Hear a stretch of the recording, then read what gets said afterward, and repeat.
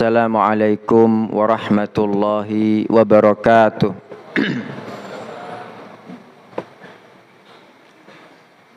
Alhamdulillahi rabbil alamin wal aqibatu lil muttaqin wala udwana illa 'alal zalimin. Asyhadu an la ilaha illallah wahdahu la syarikalah wa asyhadu anna Muhammadan abduhu wa rasuluhu an-nabiyyul amin. Allahumma salli wa sallim wa barik ala nabiyyina Muhammadin wa ala alihi wa ashabihi ajma'in, amma ba'd. Bapak-bapak, ibu-ibu dan saudara sekalian jamaah salat Isya dan tarawih Masjid At-Thayyibah yang mudah-mudahan panjenengan semua senantiasa mendapat limpahan rahmat, barokah, ridho dan ampunan dari Allah Ta'ala. Saya berdoa Bapak Ibu mudah-mudahan Allah Ta'ala menjadikan kita semua orang-orang istiqomah dalam melakukan ketaatan terutama pada bulan suci Ramadan ini, dan tidak menjadikan kita kecuali keluar dari Ramadan ini sebagai orang-orang yang diampuni, orang-orang yang nanti dilimpahi ridho Allah Subhanahu wa Ta'ala dan nanti masuk surga semuanya tanpa azab maupun hisab. Amin. Bapak Ibu sekalian yang dirahmati Allah Ta'ala, dalam Sunan At-Tirmidzi dengan sanad hasan, Nabi SAW mengatakan, a'maru ummati baina sittina wa sab'ina sanah. Umur umatku antara 60 sampai 70 tahun saja.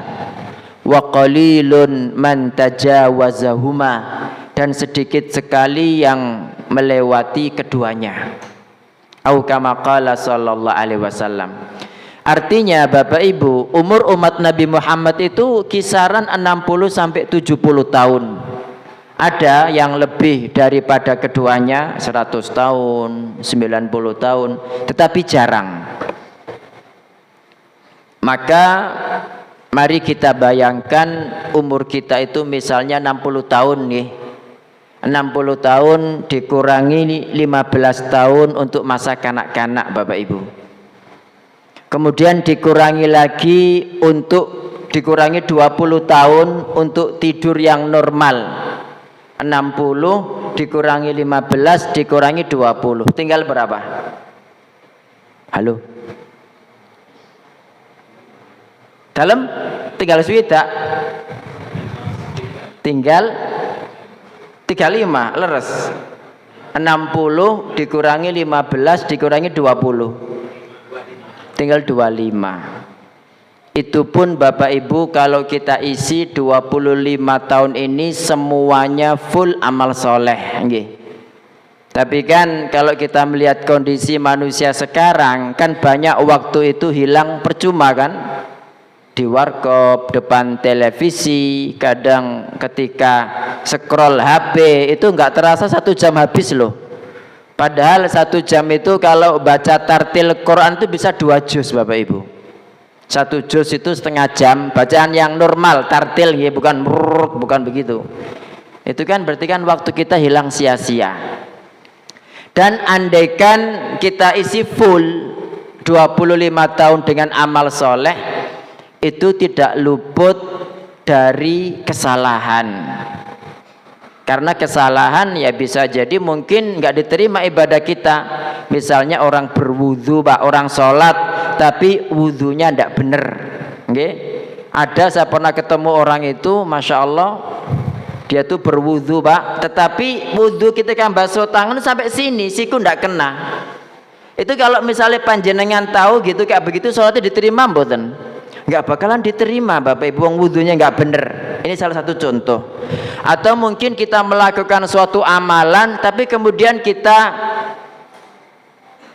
hancurkan amal itu dengan riya, dengan kita bilang kepada orang, dengan kita viralkan misalnya, atau mungkin dengan perbuatan-perbuatan yang intinya banyak sekali dosa-dosa yang itu bisa menghapuskan amal soleh kita Bapak Ibu. Nah, kalau seperti itu 25 tahun ini kalau full dengan amal soleh dan tidak luput dari banyak kekurangan tadi, dari banyak kesalahan tadi, terus kita itu bisa mendapatkan surga lewat mana? Kan begitu. Padahal Allah Subhanahu wa taala, Nabi sallallahu alaihi wasallam mengatakan, ala inna sil'atallahi ghaliyah. Ketahuilah barang dagangan Allah itu mahal. Ala inna sil'atallahi ghaliyah, sampai 3 kali. Ketahuilah barang dagangan Allah itu mahal. Ala inna sil'atallahi hiyal jannah. Ketahuilah bahwa barang dagangan Allah Ta'ala itu adalah surga. Ini jual beli dengan Allah Ta'ala, Bapak Ibu. Makanya dalam Al-Quran itu Allah mengatakan, ya ayyuhalladzina amanu hal adullukum ala tijaratin tunjikum min adzabin alim. Mau tidak ku beritahukan kepada kalian perdagangan yang menyelamatkan kalian dari adab yang pedih. Nah, ini dagang, kita ini beramal dagang dengan Allah Subhanahu wa taala. Nah, masalahnya untuk yang digunakan membeli surga itu loh, ada mboten, kan begitu. Jadi kalau kita lihat seperti itu Bapak Ibu, tidak luput dari riya, tidak luput dari kadang-kadang kita ujub ya. Kita ujub. Ujub itu kan biasanya takabur kan. Sementara Nabi sallallahu alaihi wasallam mengatakan la yadkhulul jannah, tidak masuk surga man kana fi qalbihi mithqalu dzarratin min kibr. Orang yang di dalam hatinya ada sebesar dzarrah. Dzarrah itu anak semut atau atom. Kalau ada anak semut dzarrah di dalam takabur dalam hati, itu enggak masuk surga Bapak Ibu. Maka bagaimana kalau lebih besar daripada itu? Berarti yang namanya ujub, takabur, sombong, gumede itu menghapuskan amal soleh. Belum lagi kita yang hasad kepada orang, iri hati ya, nggak suka saudaranya punya nikmat ini maupun itu. Kata Nabi sallallahu alaihi wasallam, iyyakum wal hasad, hindarilah hasad, fa innal hasada ya'kulul hasanat. Hasad itu memakan kebaikan-kebaikan, kama ta'kulun narul hatab, sebagaimana api memakan apa? Kayu bakar. Belum lagi kadang-kadang kita itu suka nyeladu orang, suka menghibah orang, suka mengudal-udal aib orang, seakan-akan kita tidak punya aib Bapak Ibu. Nah, ada orang itu datang kepada Nabi sallallahu alaihi wasallam dan mengatakan, ya Rasulullah, inna fulanatan yudhkaru min kathrati salatiha wa siyamiha wa sadaqatiha. Ada seorang wanita terkenal, dia itu tukang sholat, tukang puasa, tukang sedekah. Ghaira annaha tu'dhi jiranaha bilisaniha. Sayangnya dia itu biasa menyakiti tetangganya dengan lisannya. Apa jawaban Nabi sallallahu alaihi wasallam? Hiya finnar, dia dalam neraka Bapak Ibu. Terus kemana pahala sholatnya, pahala sedekahnya, pahala apa tadi satunya? Puasanya. Itu habis Bapak Ibu. Nah, kalau kita melihat seperti ini, naudzubillah, mudah-mudahan Allah Ta'ala melindungi saya dan panjenengan semua dari amal soleh yang kemudian habis ya. Kalau seperti itu kita kan tidak tahu, tapi kan kita diperintahkan berhati-hati. Kita berhati-hati jauh lebih baik sehingga selamat daripada kita ngawur menganggap kita banyak amal tiba-tiba gak ono nol ya kan. Kemudian nyungsep ke dalam neraka, naudzubillah Bapak Ibu. Terus gimana solusinya? Karena surga itu mahal. Ibaratnya kita itu pengen beli Avanza Bapak Ibu, tapi cuma punya uang 50.000. Gitu ku banewe gak kena. Kan begitu. Nah, jangan sampai kita itu kemudian nanti ya, nanti ketika datang kiamat itu kita menyesal gitu loh. Ya laitani kuntu turaba, ya Allah dan yang aku dulu itu cuma tanah dan lain sebagainya. Qala rabbirji'un, ya Rabbi kembalikan aku lagi. Untuk apa? La'alli a'malu salihan fima taraktu, agar aku mengerjakan amal soleh yang dulu aku tinggalkan. Tidak bisa Bapak Ibu, tidak ada ceritanya orang mati 2 kali itu. Mati cuma 1 kali. Dan yang dimaksud dengan mati itu adalah berpisahnya roh dari jasad. Itu namanya mati. Nggih. Nah, ada satu hadis Bapak Ibu yang mudah-mudahan bisa menjadi solusi bagi saya dan panjenengan semua.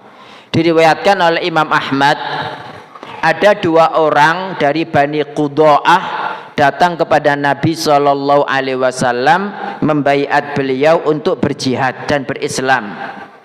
Datang jauh ke Madinah, berhijrah itu berarti meninggalkan keluarganya, meninggalkan hartanya, meninggalkan sawah ladangnya, sehingga datang di Madinah ini tidak punya apa-apa, otomatis butuh penghidupan, dan Nabi SAW tidak punya itu. Kemudian beliau menawarkan siapa di antara sahabat yang bisa menghidupi mereka. Maka ada seorang sahabat namanya Tolhah bin Ubaidillah radhiyallahu an, dia yang siap dingengeri mereka Bapak Ibu.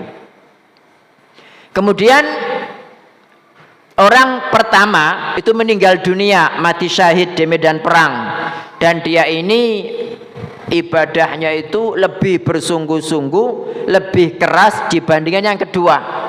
Tahun pertama meninggal, kemudian tahun berikutnya orang kedua meninggal dunia juga, tetapi tidak di medan perang, mati normal di atas kasurnya. Tolha bin Ubaidillah bermimpi Bapak Ibu, bermimpi orang-orang itu lagi ngantri masuk surga. Rupanya yang dipanggil pertama kali masuk surga itu adalah orang yang mati belakangan. Yang mati belakangan tidak mati syahid, ya, dan ibadahnya tidak terlalu bersungguh-sungguh dibandingkan yang pertama. Baru kemudian orang yang pertama dipanggil masuk surga. Terus 2 orang ini setelah masuk surga itu datang menghampiri Tolhah bin Ubaidillah. Keduanya bilang, sampean wang sulamawon dereng waktale, gitu katanya, ya, karena dia masih hidup. Kemudian Tolha bin Ubaidillah bangun dan dia heran, cerita kepada orang-orang Bapak Ibu tentang mimpinya. Semua orang juga heran. Kenapa heran? Bukankah orang yang mati syahid itu pahalanya jauh lebih besar, tapi kok bisa-bisanya dipanggil belakangan gitu loh. Akhirnya Tolha bin Ubaidillah datang kepada Nabi SAW menanyakan hal itu. Apa jawaban Nabi ma'asyiral muslimin? Nabi SAW mengatakan, awa ta'jabu min hadha, apa yang kamu herankan dari ini?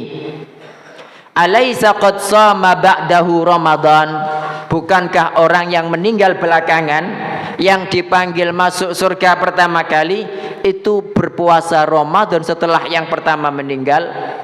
Alaysa qad shalla kadza wa kadza sholatas sanah, bukankah dia telah mengerjakan sholat sekian dan sekian selama 1 tahun? Dalam riwayat lain, alaysa qad shalla sittata alafi rak'ah, bukankah dia sudah sholat sebanyak 6.000 rakaat? Fama bainahuma ab'adu mimma bainas sama'i wal ard, maka jarak antara keduanya jauh lebih besar dibandingkan langit dan bumi. Berarti kira-kira yang bisa kita tangkap Bapak Ibu dari hadis ini apa? Ini hadisnya sahih loh, ya, bukan dhaif. Kalau dhaif ya nggak bisa kita jadikan pegangan Bapak Ibu. Yang menjadi pelajaran di sini, orang ini menangi Ramadan, kan begitu. Makanya panjenengan bersyukur Bapak Ibu, 2 hari yang lalu, 3 hari yang lalu, setahun yang lalu ada teman kita, saudara kita, tetangga kita meninggal dunia duluan kan. Tapi Allah Subhanahu wa taala hingga saat ini memberikan kepada kita nikmat Ramadan, ini patut disyukuri gitu loh. Nikmat yang sangat besar. Cuma yang menjadi pertanyaan, bagaimana Ramadan sahabat tadi sehingga dengan Ramadan itu bisa mengalahkan ibadah mati syahidnya sahabat yang pertama meninggal. Nggih. Nah, itu karena dia melakukan banyak target Bapak Ibu dalam bulan suci Ramadan ini. Targetnya apa? Di antaranya satu, aku harus full taraweh di masjid, ya. Aku harus sholat berjamaah full di masjid menangi takbiratul ihram. Aku harus full setiap hari itu sholat duha misalnya, minimal 2 rakaat. Kalau bisa 4 atau 8 rakaat. Setiap hari aku harus sholat rakaat 12. Sholat nafilah 12 rakaat. Yang Nabi SAW mengatakan, man shalla itsnatai asyrata rak'atan tatawwu'an min ghairil faridah. Barang siapa sholat 12 rakaat sunnah, tidak fardu, banallahu lahu baitan fil jannah, niscaya Allah bangun baginya rumah di surga. 12 rakaat itu kapan saja Bapak Ibu? 2 rakaat sebelum sahur atau sebelum asar? Halo? Sebelum subuh. Kemudian 4 rakaat sebelum zuhur, 2 kali salam.